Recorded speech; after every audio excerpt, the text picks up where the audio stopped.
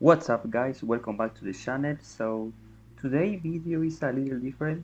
We are not doing a deck profile, we are not doing a combo tutorial.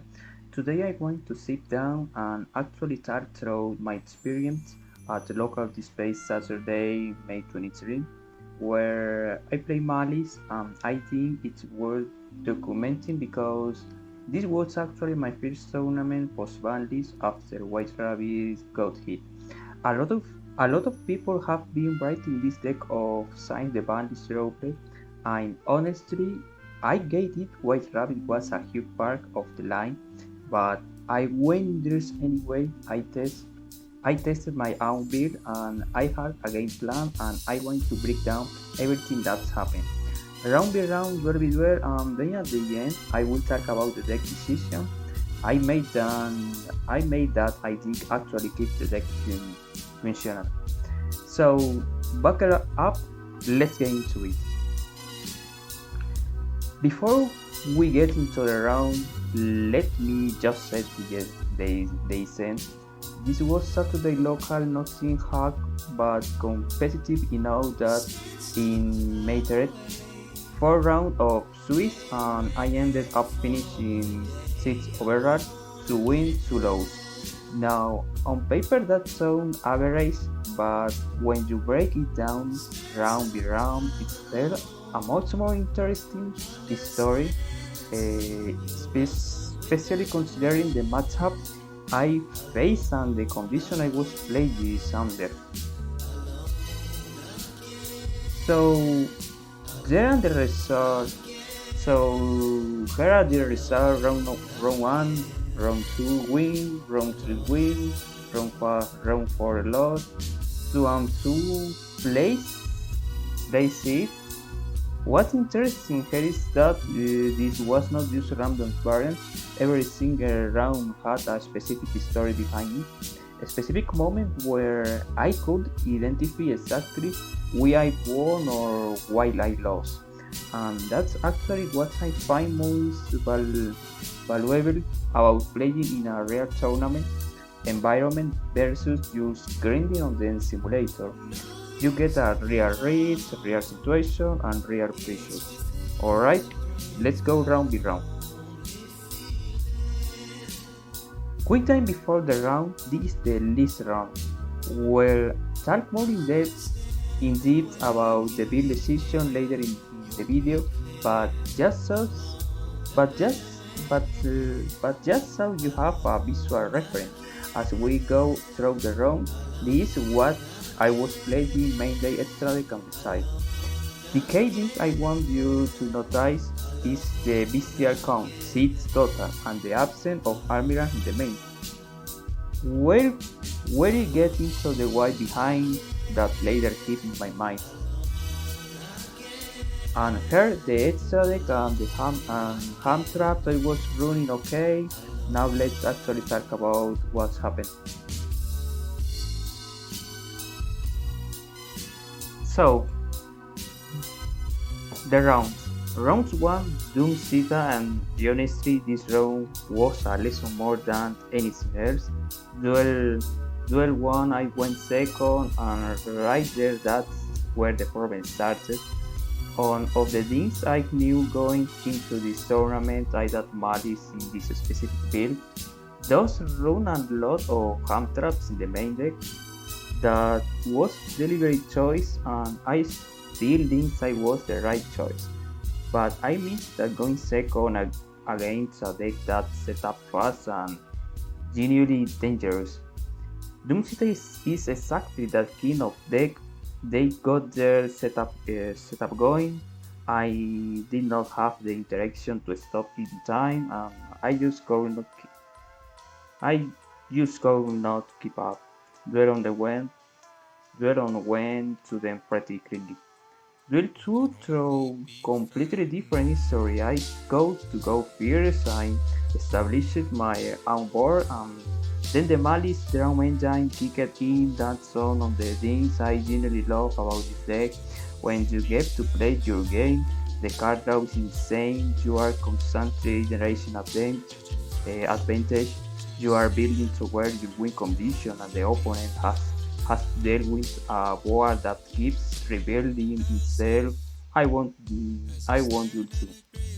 Duel 3 was the painful one. I was trying to break the board and I just could not get the cards when cooperating. The sequencing did not work out and they closed it so before I could mount a comeback. Round 1 lost 0-1. The key takeaway from this round, going second with some hand trap is a real liability. The drum engine compensate where you are developing, but if you behind from turn 1, there is not guarantee you can catch up. That sometimes I'm going to have to address either in the main deck or in the side for next time. Round 2 versus Blue Eyes. Round 2 Blue Eyes, and this is where I started to feel like the deck was actually working. Duel 1 we made shifter and I want to take a second to talk about with that so good into Blue Eyes specifically. Blue Eyes is a graveyard reliant strategy. They were Resurrection Pancake. The Resurrection, their ability to keep putting bodies back on the field. All of that runs through the graveyard. When you cook the graveyard with shifter, you are not used slowing them down. You are removing their safety nets entirely, and with the graveyard go, we had a clean lane to execute the JTK from character Duel 1 out. Duel 2 is one of my favorite moments from the World Tournament. My opponent was playing under Fugalos, and if you aren't familiar, Fugalo is a hamstring that makes your opponent drop cards of their effect. The more they activate, the more cards I am seeing. So as they're decision to buy the board, I am just driving and I put super polymerization, and then they activate Falling of Albas in response super poly, go board created, and once the board was open, we closed it so we access code clean to 0. Round 2 win 1-1. The real here is clear Wallows and a passive draw engine is dangerous in the right match. In the right match, it turns your opponent aggression into your advantage and Super Poly instead of the best reactive card in the game. No response, sends to graveyard, triggers poly of effect, love it. Round 3 versus Qtun. Round 3 Qtun, and I am going to be honest with you guys. This round I'm feeling really good. Duel 1 OTK, my opponent have no idea how to interact with the MALISS engine, and that is the dream about MALISS that I think a lot of people underestimate if the opponent does have a specific interaction. Not just generic, but a specific knowledge of how the deck works. I want to stop it. You just run them over. The JTK line is real, it's fast, and it's consistent when the opponent gives you space. Duel 2, same league, another JTK, 2 and 0. Round 3, win 2-1. This round is validate. Sometimes for me, the deck is ceiling is high when you get to play unit, units disrupted or when the opponent disruption don't hit the right point in your line. You in-game fast kill tool just still have the right tool to stop whatever we're doing. Round 4 to versus Kyutsun rematch. Round 4 Kyutsun again remotes and this one hurt a leader. 12-1 I lost the die roll again going second, but this time Impulse saved us. If you are not familiar with the card, Malice Impulse is what allows of the abuse throw interruption and keep the card line alive, even where not in an ideal position. We execute the UTK through their setup 1-1 fair. Duel 2 is the one I keep thinking about. We got to fulfill, we built the board we wanted, and they brought some is full Malice setup and they dismantled since all the carriers back. And in that moment I realized my side had no real answer for a Kyuton post side. They He knew what was coming in game 2. They adjusted then played around our setup, and I had nothing the 15 card to change the name. That's me. Round 4 lost to 2, final placement 6.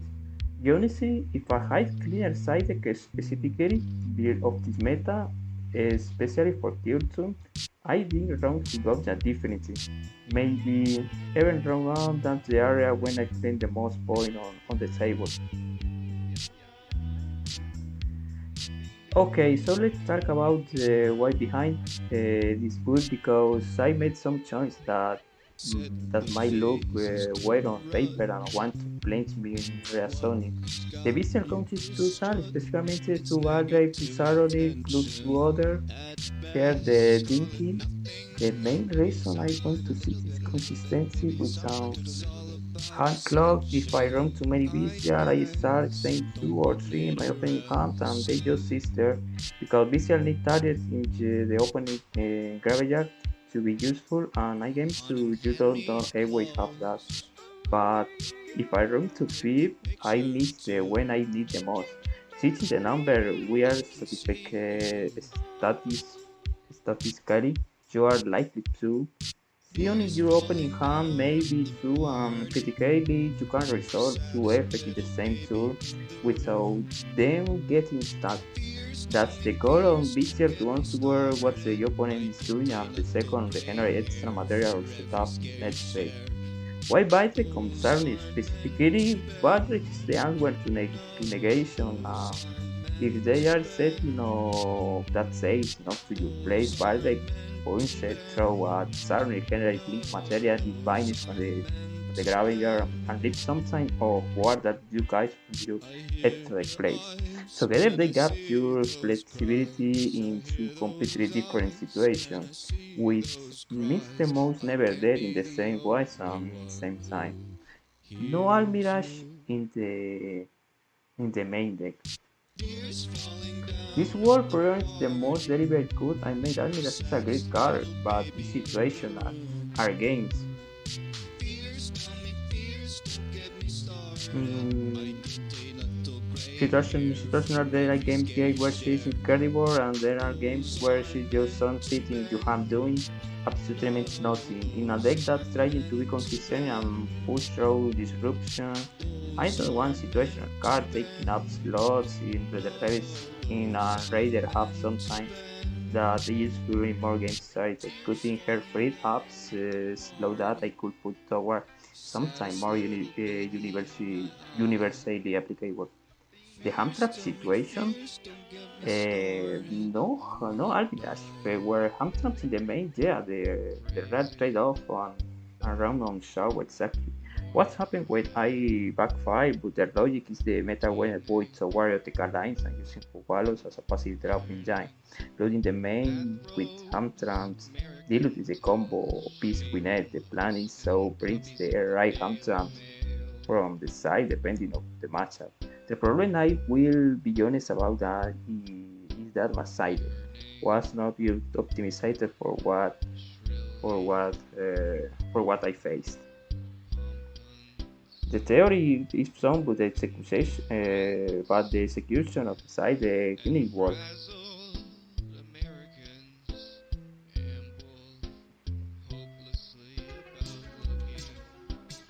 So, what's the verdict of Malice post Panlis? Honestly, the deck is still has a real potential. This was first tournament, my first tournament with White Rabbit and won, and I still went 2-2 and placed C.